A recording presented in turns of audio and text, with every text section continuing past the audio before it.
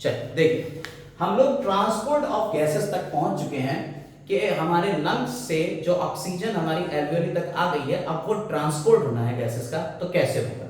आइए उसके ऊपर डिस्कशन कर लेते हैं। सबसे पहले ये टेबल आपको याद होना चाहिए, पिछले वाले वीडियो में हमने टेबल पूरी बनवा भी दी थी। अब उसको जरा देख लीजिए। रेस्पिरेटरी गैसेस में ऑक्सीजन का पार्शियल प्रेशर यहाँ लिखा हुआ है और ये सारे partial pressure millimetre of Hg में है, क्योंकि इन्हीं से सारा खेल चलने वाला है पार्शियल प्रेशर से। तो एटमॉस्फेरिक एयर में कितना होता है ऑक्सीजन का? 159 एटमॉस्फेरिक एयर में। जैसे ही आप सांस को अंदर लेते हो और एल्वेओली तक पहुंचती है तो 104 रह जाता है, और जब ये डीऑक्सीजनेटेड ब्लड बनता है तो 40 हो जाता है, ऑक्सीजनेटेड ब्लड में 95 रहता है, टिश्यू में ये 40 हो जाता है। और कार्बन डाइऑक्साइड का एटमॉस्फेरिक में 0.3 रहता है, एल्वेओली के अंदर 40, ये सब पार्शियल प्रेशर की बात चल रही है, और इतना 45, 40 और 45 ये रहता है इसमें। ये टेबल आपको याद करना है, नहीं भी याद करेंगे तो अब आगे धीरे धीरे आपको सब याद हो जाएगा अभी इसी वीडियो में। चलिए तो आगे देख लेते हैं वीडियो में कि कैसे हम लोग पहुंचेंगे आगे की तरफ। तो देखिए, यहाँ हमने कोई एक सिनेरियो बनाया, एक सीन बनाया है जिसमें आपने कहा कि एल्वेओली थी लंग्स की, यानी लंग्स में ये एल्वेओली होगी, और नीचे हमारे यहाँ हमने बना दिए हैं टिश्यूज। पूरी बॉडी को एक साइड समराइज कर रहे हैं एक जगह पे, एक इमेजिनरी है डायग्राम, बट इससे आपको समझ में सब कुछ आएगा। अब हम लोग ऑक्सीजन और कार्बन डाइऑक्साइड के ट्रांसपोर्ट तक पहुंच रहे हैं। ये जो आपकी एल्वेओली है, आप सांस को लेके आए थे और उसमें एयर जो है वो यहाँ तक आ गई थी, ऑक्सीजन और कार्बन डाइऑक्साइड की जो एयर थी आपकी वो यहाँ तक आ गई थी। क्लियर? अब यहाँ आपका पार्शियल प्रेशर कितना था? अभी हमने आपको याद कराया पार्शियल प्रेशर, इससे पिछली वीडियो में भी बताया था। पार्शियल प्रेशर कितना था? PO2 यहाँ पे आता है 104 mmHg। हम बार बार mm ऑफ Hg नहीं लिखेंगे। PCO2 कितना हो गया? 40 यहां पे होता है, ठीक, यानी एल्वियोलर एयर में। और यहां से हमने आपको दिखाया हुआ है कि डीऑक्सीजनेटेड ब्लड आ रहा है आपके लंग्स में। कैसे घुस रहा है? डीऑक्सीजनेटेड ब्लड घुस रहा है, एट्रियम से निकलता है, तो राइट एट्रियम के थ्रू ये आपका पहुंच गया लंग्स में, और लंग्स से पहुंचा आपके ब्लड में डीऑक्सीजनेटेड ब्लड। और डीऑक्सीजनेटेड ब्लड में कार्बन डाइऑक्साइड ज्यादा होती है और ऑक्सीजन कम होती है। जरा ध्यान दीजिएगा, कार्बन डाइऑक्साइड डीऑक्सीजनेटेड ब्लड में PCO2 कितना हो जाएगा? 45, और PO2 कितना हो जाएगा? 40। अभी बताया हमने आपको, ठीक है। अब ये आपकी है RBCs। अभी हम 2-3 पॉइंट यहां पे ही क्लियर करेंगे, देखते रहिएगा बहुत ध्यान से इस वीडियो में, एक भी पॉइंट को छोड़िएगा मत, वरना बिल्कुल चूक जाएंगे आप। आरबीसीज के अंदर होता है हीमोग्लोबिन, और हीमोग्लोबिन क्या है? ऑक्सीजन क्या है? कितना हीमोग्लोबिन होता है एक नॉर्मल पर्सन में? 15 ग्राम पर 100 ml। हीमोग्लोबिन की क्वांटिटी लिख लीजिएगा, कितना होता है? 15 ग्राम होता है पर 100 ml ऑफ ब्लड, ठीक है। हर 100 ml ब्लड में कितना हीमोग्लोबिन होगा एक नॉर्मल पर्सन के? 15 ग्राम। वैरी करता है, किसी में वैरी करता है, ऊपर नीचे होता है, लेकिन हम नॉर्मल 15 ग्राम होता है। इसे याद कर लीजिएगा। अब आगे बढ़ते हैं। इस ब्लड में कार्बन डाइऑक्साइड का प्रेशर ज्यादा है, ऑक्सीजन का प्रेशर कम, देख सकते हैं। तो कार्बन, और यहां ऑक्सीजन का प्रेशर ज्यादा है और कार्बन डाइऑक्साइड का प्रेशर कम है, तो यहां से ये ऑक्सीजन अंदर की तरफ आएगी 104 से 40 की तरफ। यहां 40 है ना, यहां 40 हो गया ऑक्सीजन, और यहां कितना हो गया? 104। तो 104 से 40 की तरफ आ गई ये ऑक्सीजन। कहां आ गई? आपके ब्लड में आ गई, ठीक। और यहां कार्बन डाइऑक्साइड कितना है? PCO2 कितना है? अभी बताया आपको कितना है? 45 है, तो कितना हो गया? 45। और यहां PCO2 कितना है? 40। तो यहां से कार्बन डाइऑक्साइड इधर चली। क्लियर हो गई बात? ये तो एक्सचेंज ऑफ गैसेस आपको अभी पिछली वीडियो में भी बताया था, ठीक है। अब आप देखिए कि ये जो ऑक्सीजन आ गई है, ये ऑक्सीजन जाएगी कैसे? क्वेश्चन है, ब्लड में ये ऑक्सीजन आ गई है, अब ब्लड में ये ऑक्सीजन कैसे जाएगी? अब ये 2 पॉइंट आप समझिएगा, यानी ट्रांसपोर्ट ऑफ ऑक्सीजन की अब हम लोग बात करने जा रहे हैं। जरा ध्यान से देखिएगा जो पॉइंट अब हम आपको समझाने वाले हैं। ब्लड जो होता है आपका, ब्लड 2 चीजों से मिलकर बना हुआ है। कितनी चीजों से मिलकर बना है? 2। एक तो होता है ब्लड में प्लाज्मा, और प्लाज्मा इसका लिक्विड फेज है, और दूसरी होती है कार्पोसेल्स। और ये ऑक्सीजन फंस गई है इन दो के बीच में। मैं प्लाज्मा के पास जाऊं कि मैं ब्लड कार्पोसेल्स यानी आरबीसी के पास जाऊं, डब्ल्यूबीसी के पास जाऊं कि प्लेटलेट्स के पास जाऊं, लेकिन आरबीसी के पास जाना है मुझे, और प्लाज्मा में होता है वाटर मिला हुआ। ठीक, तो ये जो ऑक्सीजन अंदर आ गई है ब्लड में, जरा ध्यान से देखिएगा, ब्लड में जो ऑक्सीजन आ गई है इसको या तो प्लाज्मा ले जाएगा या कार्बन ये आपका आरबीसी से जाएगा, दो में से एक। हमने आपको आरबीसी बना के दिखाएंगे, इसका मतलब आरबीसी ले जाने वाला है। कैसे ले जाता है जरा देखिएगा, ये समझ में आ गया। प्लाज्मा में जैसे पानी में डिसॉल्व रहती, घुली रहती है ऑक्सीजन, ऐसे ही ये कुछ ऑक्सीजन प्लाज्मा में डिसॉल्व हो जाएगी। यानी कि ट्रांसपोर्ट ऑफ O2 की बात करी जाए तो ट्रांसपोर्ट, अलग लिखते रहिए, मेरे पास जगह नहीं है तो आप अलग नीचे लिखते रहिएगा। ट्रांसपोर्ट ऑफ O2 की बात कर रहे हैं हम, तो किस फॉर्म में हुआ? एक तो फॉर्म थी इन डिसॉल्व फॉर्म या इन डिसॉल्व स्टेज इन प्लाज्मा, या डिसॉल्व इन प्लाज्मा। प्लाज्मा में डिसॉल्व फॉर्म में चली जाएगी, कितने परसेंट जाएगी? सिर्फ 3% जाएगी। बाकी कहां जाएगी? बाकी इस आरबीसी के पास जाएगी। अब आरबीसी के बारे में थोड़ी जानकारी लीजिए। आरबीसी के अंदर होता है हीमोग्लोबिन। आरबीसी के अंदर क्या भरा हुआ है? ये पूरा क्या भरा हुआ है? हीमोग्लोबिन भरा हुआ है। एक हीमोग्लोबिन का अगर स्ट्रक्चर देखें, हीमोग्लोबिन का अगर स्ट्रक्चर देखें तो हीमोग्लोबिन दो चीजों से मिलकर बना होता है। एक इसमें होता है हीम, ठीक है, और दूसरा होता है ग्लोबुलिन या ग्लोबिन। ठीक, हीम और ग्लोबिन। ग्लोबिन क्या है? एक प्रोटीन, और प्रोटीन अमीनो एसिड की चेन से मिलकर बनता है। तो दो तरीके की चेन, दो अल्फा चेन होती है और दो बीटा चेन होती है। अल्फा चेन 141 अमीनो एसिड से मिलकर बनी होती है। 141 कौन? Amino acid. और बीटा चेन 146 अमीनो एसिड से मिलकर बनी होती है, अमीनो एसिड। तो ये तो हो गया प्रोटीन का, यानी इसमें 4 चेन है, 2 ये और 2 ये। और हीम जो होता है, इसमें क्या होता है? आयरन होता है जो अपने आसपास नाइट्रोजन से जुड़ा होता है, और नाइट्रोजन एक पायरल रिंग्स हैं, उसके पार्ट हैं ये। समझ में आई बात? यानी कि कुछ इस तरीके का स्ट्रक्चर है हीमोग्लोबिन का कि ये आयरन है, हीम है, ये वाला मॉलिक्यूल हो गया हीम, और इसके साथ में 4 ग्लोबुलिन की चेन जुड़ी हुई है। 4 ग्लोबुलिन चेन जुड़ी हुई है। नहीं समझ में आएगा? अब आप अमीनो एसिड का स्ट्रक्चर जानते हो कि NH2CO NH2 होता है, COOH होता है। अमीनो एसिड है ना, अमीनो एसिड को कैसे बनाते हैं? अमीनो, हमने बायोमोलिक्यूल में पढ़ा है, अमीनो COOH, ये हो गया एसिडिक ग्रुप, एक उसमें R लगा होता है, एक H होता है। यहां ये जो COO है वो इससे जुड़ा हुआ है, और यहां NH2 खाली है पड़ा हुआ। NH2 खाली है। बहुत हम आराम बता रहे हैं आपको, एक एक पॉइंट समझ कर लीजिएगा, ठीक है। ये टिश्यू ब्लड कैपिलरी हटाए दे रहे हैं लिखा हुआ, अब आपको और सही से समझ में आएगा। ये हीमोग्लोबिन का पूरा स्ट्रक्चर समझ में आ गया आपको। इसमें जो NH2 है यहाँ पे ये दिख रहा है, और COOH इससे जुड़ा हुआ होगा।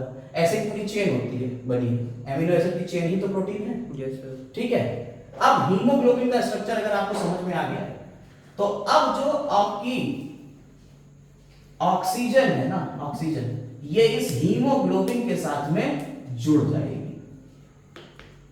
अब हीमोग्लोबिन पे कहां जुड़ती है ये भी समझ लीजिए। हीमोग्लोबिन पे यहां जुड़ती है ऑक्सीजन, एक जुड़ा मॉलिक्यूल। जैसे जैसे जैसे आपको पैसे की अगर एक बार थोड़ा पैसा मिल गया तो आप कहेंगे और पैसा मिले, तो ऑक्सीजन मिली, इसने कहा और पैसा मिले, फिर इसने भी कहा हमें भी चाहिए, ये कह रहे हमें भी चाहिए। तो एक हीम मॉलिक्यूल कितनी ऑक्सीजन जोड़ लेता है? एक हीम मॉलिक्यूल मैक्सिमम 4 ऑक्सीजन को जोड़ लेता है। ऑक्सीजन इस हीम में ही जुड़ेगी और प्रोटीन के स्ट्रक्चर में नहीं जुड़ती, ठीक है। तो ये जब ऑक्सीजन इस हीमोग्लोबिन से जुड़ गई तो इसे कहते हैं, जो पूरा बना ऑक्सीजन किससे जुड़ गई है, हीमोग्लोबिन से, तब इसे कह देते हैं ऑक्सी हीमोग्लोबिन। क्लियर हुई बात, ऑक्सी हीमोग्लोबिन कह देते हैं जब ये ऑक्सीजन किससे जुड़ गई है, हीमोग्लोबिन से जुड़ गई है। तो बाकी बचा हुआ ऑक्सीजन कितने परसेंट, पूरा 97% इस स्टेज में चलेगा। यानी दो फॉर्म में चल रहा है आपका ऑक्सीजन का ट्रांसपोर्ट, दो फॉर्म में होगा। यानी अब इसके अंदर हीमोग्लोबिन के अंदर ये बैठा हुआ, ये इस फॉर्म में यहां हीमोग्लोबिन में ऑक्सीजन जुड़ी हुई है। अब क्वेश्चन है कितनी ऑक्सीजन ले जाएगा भाई, कितनी ऑक्सीजन मैक्सिमम ले जा सकता है। तो एक हीमोग्लोबिन मॉलिक्यूल कितनी मैक्सिमम 4 ऑक्सीजन को ले जा सकता है, 4 ऑक्सीजन को ले जा सकता है एक हीमोग्लोबिन का मॉलिक्यूल। लेकिन अगर कहते हैं कि भाई आपने कहा 15 ग्राम हीमोग्लोबिन होता है हमारे अंदर, हर 100 ml में ब्लड के हर 100 ml में 15 ग्राम हीमोग्लोबिन होता है, तो कितनी ऑक्सीजन ले जाएगा वो, 1 ग्राम हीमोग्लोबिन 1.34,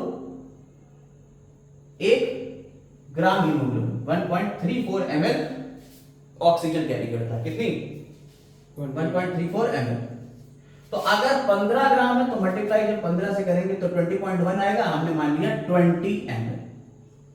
15 ग्राम कितना करना है, यानी 100 ml में कितना हो रहा है, 20 ml हो जा रहा है, लेके जा रहा है। लेकिन क्या ये सारी ऑक्सीजन क्या डिसॉल्व दे देता है क्या, नहीं, पूरी ऑक्सीजन थोड़ी देता है। डीऑक्सीजनेटेड ब्लड में भी कुछ ना कुछ ऑक्सीजन ये अपने अंदर रोक के रखता है। तो कितनी ऑक्सीजन ये देता है, तो every 100 ml of oxygenated blood can deliver around 5 ml of O2। कितना, 100 ml ब्लड कितना, सिर्फ 5 ml डिलीवर करता है O2, ठीक है, 5 ml ऑफ O2 डिलीवर करता है। ये याद रखिएगा इस पॉइंट को, ये एनसीईआरटी का पॉइंट है। 100 ml ब्लड में कितना डिलीवर होगा, टिश्यूज को कितनी पहुंचेगी, सिर्फ 5 ml। ले जाएगा कितनी, टोटल कितनी ले जा सकता है ऑन एन एवरेज, 20 ml। 1 ग्राम कितनी ले जा सकता है, 1.34 ml। और एक हीमोग्लोबिन का मॉलिक्यूल कितने ऑक्सीजन के मॉलिक्यूल्स को जोड़ सकता है, मैक्सिमम 4 को। आपके पॉइंट क्लियर हो गया, ये याद रखेंगे, बिल्कुल सही से याद रखिएगा इसको, ठीक। अब हम आगे बढ़ रहे हैं। तो अब ये आपका जो ब्लड था जिसमें ऑक्सीजन ज्यादा हो गई और कार्बन डाइऑक्साइड कम रह गई, उस ब्लड को हमने क्या कह दिया, ये जो ब्लड यहां से निकलेगा ये ब्लड कैसा कहलाएगा, कैसा कहलाएगा, ऑक्सीजनेटेड ब्लड। और ऑक्सीजनेटेड ब्लड जो ऊपर हमने मान लिख दिया है, ये किस में जाएगा, आर्टरीज में जाएगा। ये किस में जाएगा, आर्टरीज में। और इसका पार्शियल प्रेशर कितना हो जाएगा, PO2 ऑक्सीजनेटेड ब्लड में। यहां देख लीजिए 40 था, ऑक्सीजन लगातार इसको मिलती जा रही है, कितना हो जाएगा, 95 mm ऑफ Hg हो जाएगा। और कार्बन डाइऑक्साइड यहां से सीधी सीधी निकल रही थी, तो कितना हो जाएगा, 40 PCO2 40 रह जाएगा। क्लियर हो गई बात। अब ये किसको पहुंचेगा, ये पहुंचेगा हार्ट को, और हार्ट इसे आगे पहुंचा देगा हमारे आर्टरीज में। अब ये हम यहां जो बनाने जा रहे हैं, ये टिश्यू कैपिलरी बनाने जा रहे हैं। टिश्यूज में जो कैपिलरीज है उसको बनाने जा रहे हैं। तो ये जो कैपिलरी यहां हमने बना दी है, ये टिश्यू कैपिलरी, यानी अब टिश्यूज के बाद भाई अल्टीमेटली आपकी एक कोशिका को पहुंचना है, सेल को पहुंचना है ये ब्लड। तो ये पूरा ब्लड पहुंचता है, और ये कहां, हर एक पार्ट में जिस्म के पहुंचता जाएगा। तो ये अब जिस्म के हर एक पार्ट में पहुंचा रहा है। तो यहां आपकी जो आरबीसीज थी, यहां मजेदार बातें शुरू होंगी, ध्यान दीजिएगा। इस आरबीसीज के हीमोग्लोबिन के ऊपर कौन बैठा हुआ है, ऑक्सीजन बैठी हुई है, और इसके प्लाज्मा में भी ऑक्सीजन। यहां पार्शियल प्रेशर ज्यादा, और टिश्यूज में हमने आपको बताया लगातार रेस्पिरेशन हो रहा है। क्या हो रहा है, रेस्पिरेशन हो रहा है। रेस्पिरेशन यानी श्वसन, आपने पढ़ा।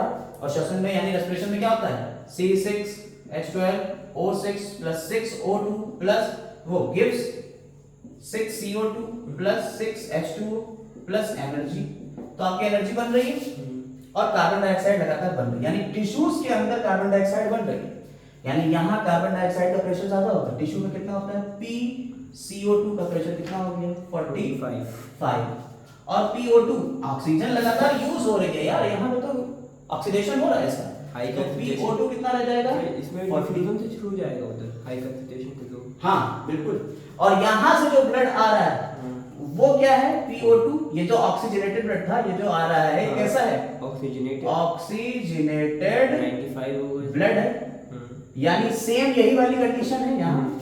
तो PO2 कितना हो गया 95 और PCO2 कितना हो गया 40। बताओ PCO2 यहाँ 40 है और यहाँ 45 है, तो क्या हो जाएगा, high concentration to low concentration, ये बाहर की तरफ जाएगा और इधर ये यहाँ से अंदर यूज और यूटिलाइज हो जाएगा। हाँ, अब यहाँ कार्बन डाइऑक्साइड ज्यादा हो रही है। हाँ सर। अब फिर इसके पास एक मसला है, जैसे यहाँ पे इस ऑक्सीजन के पास पूछता था कि कैसे जाएं, तो दो रूपों में गई है, या तो डिसॉल्व फॉर्म में गई और दूसरी ऑक्सी हीमोग्लोबिन के फॉर्म में गई।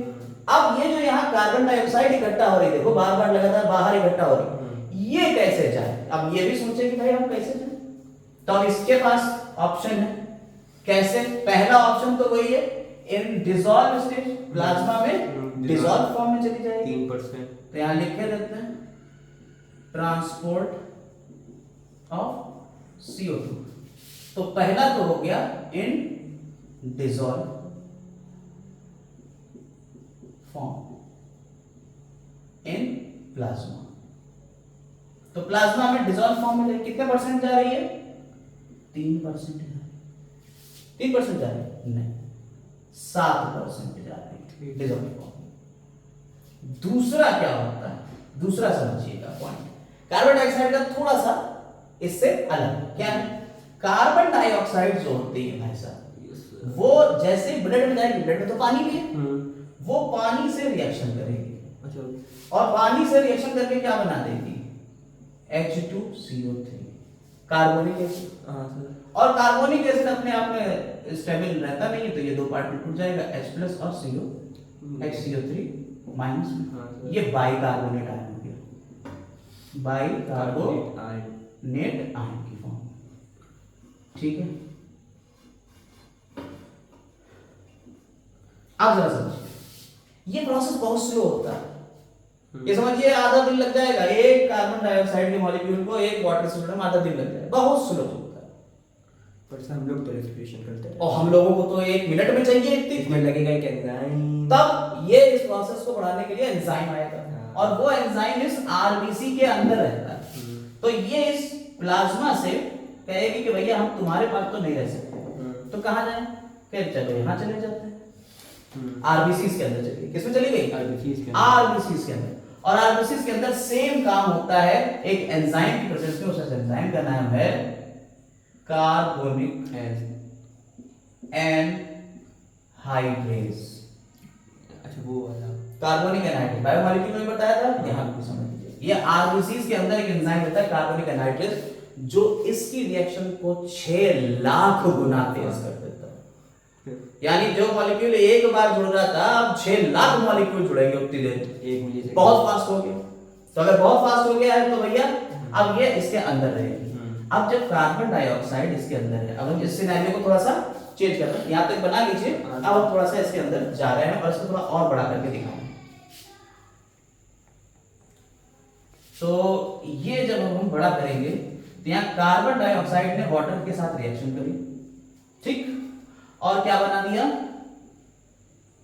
H2CO3 बनाया, और ये हम इसको इसके करके ये बता देते हैं, ये H प्लस और HCO3 माइनस बना दिया इसने, क्लियर है बात, बाइकार्बोनेट आयन, और ये बाइकार्बोनेट आयन जो है बड़े परेशान है, कह रहे हम अंदर नहीं रुके, प्लाज्मा से मेरी बात हो रखी है, हम प्लाज्मा में ही जाएंगे, तो कहें ठीक है भाई जाओ प्लाज्मा।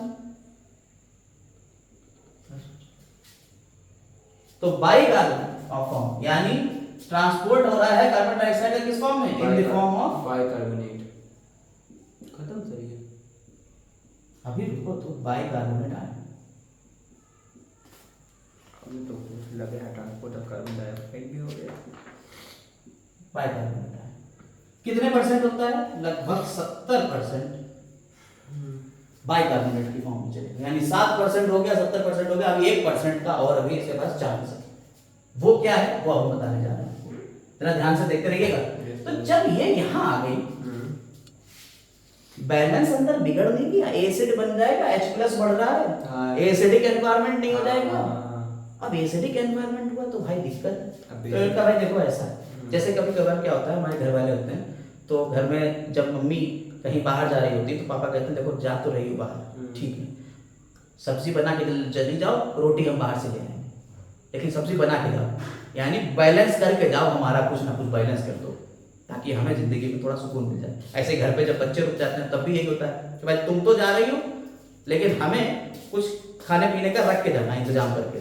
तो बिल्कुल वही है, कहने तुम तो जा रही हो भाई, नेगेटिव आयन बाहर जा, इसके बदले में हमें एक नेगेटिव आयन अंदर दे के जाओ, जो उसको न्यूट्रलाइज, तो वो क्लोराइड आयन होता है, क्लोरीन आयन, ये अंदर की तरफ चला जाता है। ठीक सर, जिसको ये क्लोरीन आयन जो है जब अंदर जाता है तो इस फिनोमेना को कहते हैं क्लोराइड शिफ्ट। क्लोराइड, और सर ये फॉर्म वो क्या, क्लोराइड शिफ्ट तो HCl ही बन जाएगा। अभी HCl नहीं बनता है, नहीं नहीं नहीं, ये मत सोचना कि ये HCl बन गया भैया, अभी क्योंकि चीजें दिक्कत कर जाएंगी, अभी बता रहे हैं कि क्या बनता है। पहले ये समझ गए आप कि क्लोराइड शिफ्ट बन हो गई, इसे हैमबर्गर फिनोमेना भी कहते हैं, हैमबर्गर्स फिनोमेना, ठीक है, इसे हैमबर्गर्स फिनोमेना भी कहते हैं। तो हैमबर्गर्स फिनोमेना कहाँ हो रहा है? टिश्यू सेल्स के पास में क्लोराइड आयन का अंदर जाना और HCO3 आयन का बाहर आना, यानी क्लोराइड शिफ्ट होना, जिसका दूसरा नाम क्या है? हैमबर्गर। ये साइंटिस्ट इन्होंने दिया था इसी को, इसीलिए इसका नाम इनके साइंटिस्ट के नाम पे भी जाना जाता है, हैमबर्गर फिनोमेना। क्लियर है बात? कोई दिक्कत इसमें नहीं। अब मसला आता है कि ये H+ आयन कहाँ है, तो देखिएगा, ध्यान से देखिएगा, ये H+ आयन जो होते हैं, क्योंकि ये ऑक्सीजन अभी बाहर निकली नहीं थी, हैं? ऑक्सीजन भी बाहर नहीं निकली थी, हाँ कार्बन डाइऑक्साइड यहाँ तो यहाँ चली गई, लेकिन हीमोग्लोबिन ने अभी ऑक्सीजन को नहीं छोड़ा था, हीमोग्लोबिन ने ऑक्सीजन को नहीं छोड़ा था। अब देखिए आप, हीमोग्लोबिन मॉलिक्यूल आपका यही तो था, और इसमें ऑक्सीजन एक एक जुड़ी हुई थी, याद आया? Yes sir. बाहर तो सब काम हो गया, डिसॉल्व वाली ने इधर उधर शिफ्ट कर लिया, लेकिन यहां अभी खेल बाकी है। यहां NH2 है, यहां भी NH2 है, तो ये NH2 है, हम एक NH2 बना देते हैं। अगर ध्यान दें, ये जो H+ आयन था, ये H+ आयन इधर जाके इससे जुड़ जाएगा, सबसे, हाँ इस चेन से जुड़ेगा H+ आयन। इससे पहले यहां कौन सा आयन जुड़ा हुआ था? पोटेशियम। तो पोटेशियम आयन जब जुड़ा हुआ था तो KO2 बना हुआ था आराम से, KHbO2, क्यों भाई? ये ऑक्सीजन हो गई, Hb यानी हीमोग्लोबिन, पोटेशियम आयन इससे जुड़ा हुआ था, सब सही था, KHbO2 की फॉर्म में था, लेकिन जैसे ही H+ आयन इससे जुड़ा, ये K पोटेशियम आयन इससे टूट के बाहर आ गया, H2 पोटेशियम आयन यहाँ बाहर आ गया, यानी यहाँ कहीं पोटेशियम आयन आ गया। ये सब काम यही तो हो रहा है, आरबीसी के अंदर ही तो हो रहा है सारा काम। भाई हीमोग्लोबिन का आरबीसी के अंदर है, तो आरबीसी के अंदर ही ये सारा काम हो रहा है। सिनेरियो समझ में आ रहा है? ये जो रिएक्शन हो रही है हीमोग्लोबिन वाली, ये सारी रिएक्शन कहाँ हो रही है? इसके अंदर हो रही है, हीमोग्लोबिन के साथ, ठीक है। पोटेशियम आयन यहाँ रिलीज हो गया, अब पोटेशियम आयन और क्लोरीन आयन यहाँ आ चुका है, तो क्या बन जाएगा? क्या बन गया?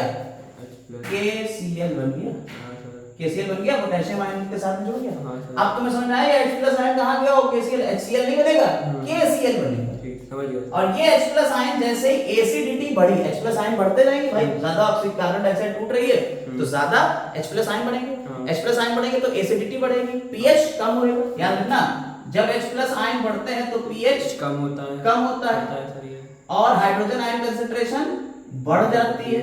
ठीक सर, समझ में आ रही बात या नहीं? इस पॉइंट को समझते रहना। अब जब एसिडिटी बढ़ रही है तो क्या होएगा? जैसे वही बात है कि तुम एक भगोना लेके जा रहे हो, उसमें क्या है? दूध है, और कोई पीछे से तुम्हें गुदगुदा दे तो क्या होएगा? दूध गिरेगा। तो बिल्कुल ये हुआ, हाइड्रोजन आयन में जाके यहाँ इसे गुदगुदा दिया और ये लेके जा रहे थे ऑक्सीजन, ये ऑक्सीजन क्या हुई?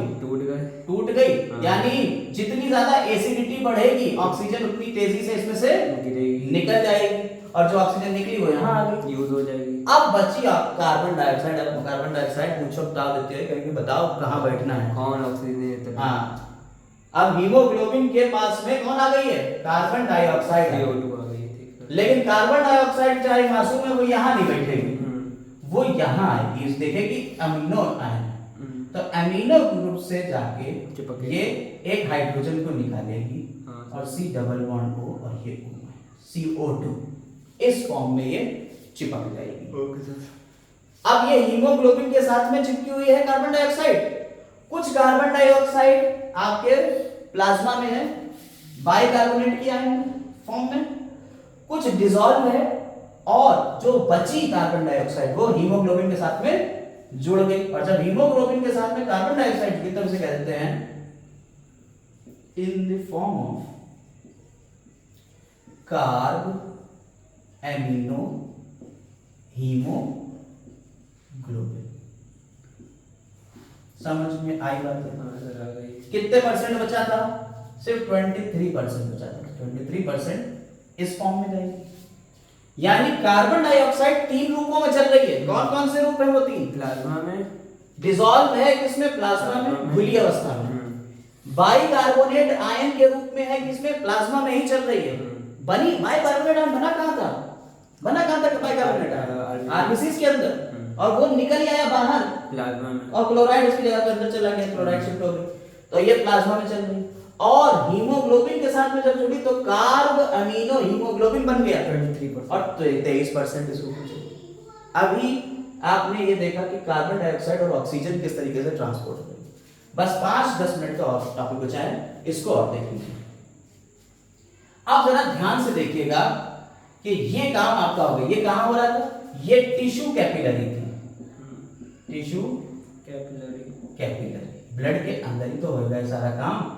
टिश्यू कैपिलरी समझ में आई बात है नहीं? इस तरह से ये कार्बन डाइऑक्साइड को लेकर जा रहा है। तो जैसे अभी हमने आपको बताया कि 5 ml blood, 5 ml 100 ml blood जो है 100 ml blood 5 ml O2 carry करता है। अभी बताया था O2 को ले जाके दे देता है कितनी? 5 ml ही O2 को ले जाके ये पहुंचाता है। समझ में आई बात? ऐसे ही कितनी कार्बन डाइऑक्साइड लेके जाता होगा?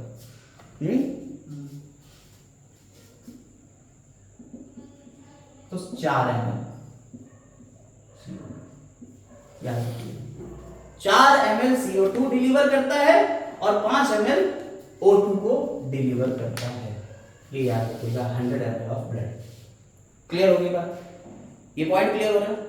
अब समझिए, अभी हमने आपको ये नहीं बताया कि साहब यहां से ऑक्सीजन कैसे फिर यहां से आ गई थी, इसमें जुड़ गई थी। अब थोड़ा सा ऑक्सीजन का भी देख लेते हैं। ऑक्सीजन का हमने थोड़ा बहुत तो बता दिया था आपको। अब यहां से जो कार्बन डाइऑक्साइड टूट के निकलेगी तो कैसे निकलेगी? तो यहां पे देखिए, आपने एक पॉइंट जरा ध्यान से देखिएगा। अभी हमने आपको बताया कि कार्बन डाइऑक्साइड जब जुड़ रही थी तो उसके लिए क्या क्या शर्तें होंगी? हीमोग्लोबिन से कार्बन डाइऑक्साइड जोड़ने की शर्त थी कि हाइड्रोजन आयन कंसंट्रेशन बढ़ेगी। हाइड्रोजन आयन की कंसंट्रेशन बढ़ेगी। पीएच कैसा हो जाएगा? कम हो जाएगा। अच्छा, कार्बन डाइऑक्साइड का भी तो लेवल ज्यादा होएगा, तो PCO2 partial pressure of CO2 बढ़ना चाहिए। इसके अलावा कार्बन डाइऑक्साइड बनेगी कब? कार्बन डाइऑक्साइड कब बनेगी? जब रेस्पिरेशन होगा तभी तो बनेगी। और रेस्पिरेशन हो रहा है, इसका मतलब क्या हुआ? इसका मतलब क्या हुआ? रेस्पिरेशन हो रहा है, हीट डेवलप हो रही है आपके अंदर, हीट बन रही है। रेस्पिरेशन से हीट तो बनती है। तो जब हीट ज्यादा हो जाएगी, हीट ज्यादा होगी तो कार्बन डाइऑक्साइड हीमोग्लोबिन से जुड़ जाएगी। इसके अलावा भी एक पॉइंट होता है, एक्सेस ऑफ 2,3 DPGA यानी 2,3 बाइफॉस्फोग्लिसरेट। क्या होता है? Excess of 2,3 biphosphoglycerine. जब ये ज्यादा होगी तब भी कार्बन डाइऑक्साइड आपकी इसमें चिपक जाएगी। तो ये कार्बन डाइऑक्साइड जो है हीमोग्लोबिन से जब चिपकेगी तो ऑक्सीजन को बाहर निकालेगी ना। ये सब ऑक्सीजन के निकलने के भी तो रास्ते हैं, यानी ऑक्सीजन का टूटना कार्बन डाइऑक्साइड का जुड़ना होगा।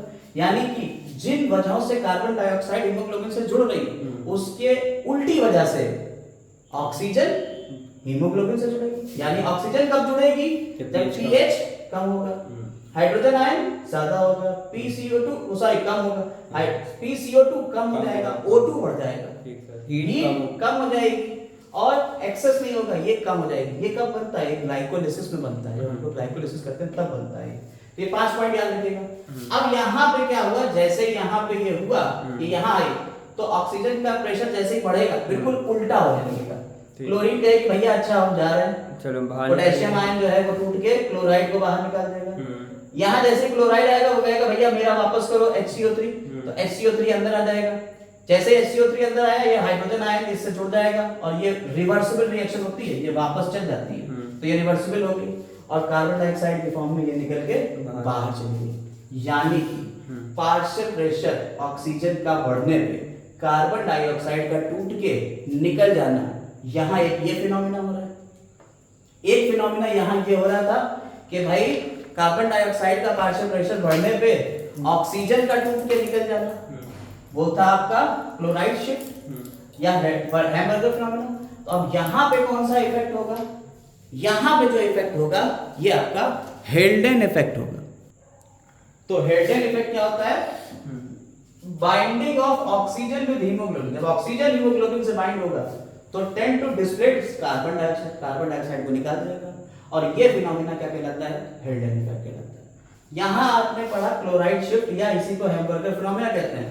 ये कहाँ हो रहा है? टिश्यू कैपिलरीज में हो रहा है। और हेल्डेन इफेक्ट कहाँ हो रहा है? ये पल्मोनरी कैपिलरी में हो रहा है। क्लियर हो गई बात? ध्यान से समझ गए इन दोनों चीजों को कैसे हो रहा है। अब यहां तक अगर आप समझ गए हो पूरा एक एक पॉइंट, तो हम एक बार फिर से रिवाइज करा रहे हैं और फिर आपको हम बताते हैं ऑक्सीजन डिसोसिएशन कर्व।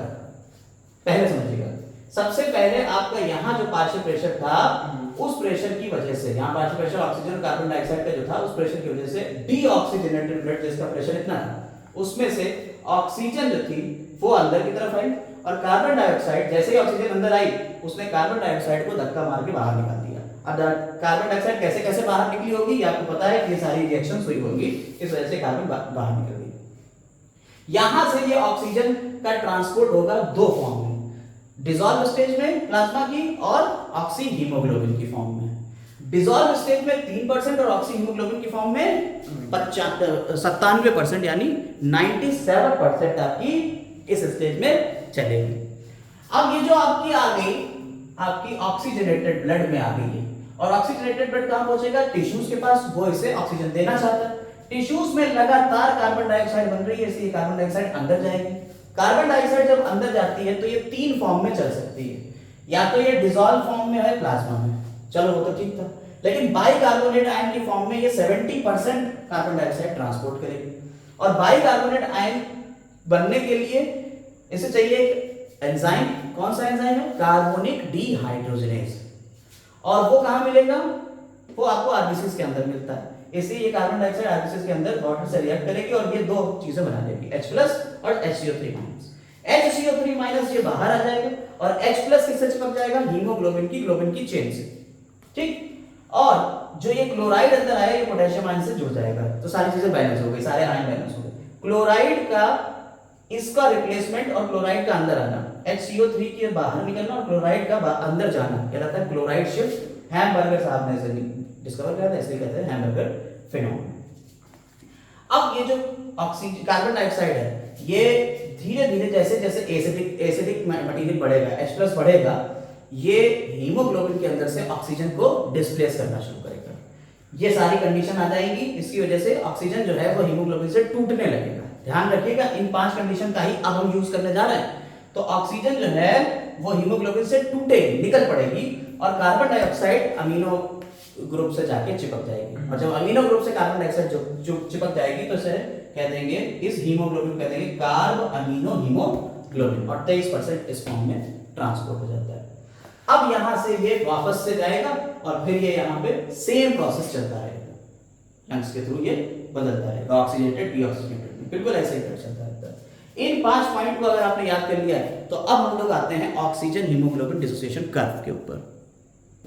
देखिए अब यहां अब हम एक चार्ट बनाने वाले हैं, किसके किसके बीच में, पार्शियल प्रेशर ऑफ ऑक्सीजन और percentage saturation of haemoglobin with oxygen, यानी कि हीमोग्लोबिन है वो कितना परसेंट सैचुरेट हो रहा है किस पार्शियल प्रेशर के ऊपर, यानी पार्शियल प्रेशर हमने बढ़ाया और धीरे धीरे हीमोग्लोबिन जो है उसमें ऑक्सीजन जुड़ने लगी, और कितने परसेंट हीमोग्लोबिन जो है उसमें ऑक्सीजन जुड़ गई है, ये हम लोग इस कर्व के थ्रू अब निकालने जा रहे हैं।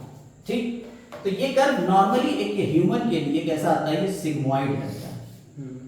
कैसा रहेगा, सिग्मोइड रहेगा, यानी कि यहाँ शुरुआत में धीरे धीरे ऑक्सीजन जो है पार्शियल प्रेशर बढ़ा रहा है धीरे धीरे, और यहाँ हीमोग्लोबिन से ऑक्सीजन जोड़ती जा रही है। जरा ध्यान से देखिएगा, ये पार्शियल प्रेशर यहाँ बढ़ाना शुरू करा, यहाँ हीमोग्लोबिन से ऑक्सीजन धीरे धीरे जोड़ना शुरू किया, यहाँ और पार्शियल प्रेशर बढ़ा रहा है, हीमोग्लोबिन से ऑक्सीजन और तेजी से जोड़ने लगी, यहाँ पार्शियल प्रेशर और तेज बढ़ा रहे हैं, हीमोग्लोबिन से ऑक्सीजन और तेज जोड़ते लगे, और जब एक टाइम आया जब यहाँ पे आ गया तो अब देखिए इसके बाद ये नहीं जुड़ेगी, ये बिल्कुल सीधा चलता कांस्टेंट चलने। अरे भाई जितना तुम्हारा हीमोग्लोबिन था सब के सब यूज हो गया, अब उससे ज्यादा थोड़ी हो पाएगा, तो इसलिए वो एक सीधा कर रहा है।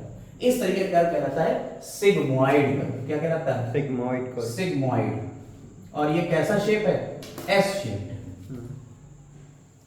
अब इस कर्व को अलग अलग कंडीशन में ये कर्व शिफ्ट राइट, ये शिफ्ट लेफ्ट, हाँ, या शिफ्ट जब एक्सट्रीम लेवल, जब राइट या लेफ्ट दोनों तरफ शिफ्ट हो सकता है। जब से अपने एक्सट्रीम लेवल पे होगा तो आप जरा समझिएगा एक मिनट, राइट में शिफ्ट होने का मतलब क्या हो गया, डिसोसिएशन ऑफ ऑक्सीजन,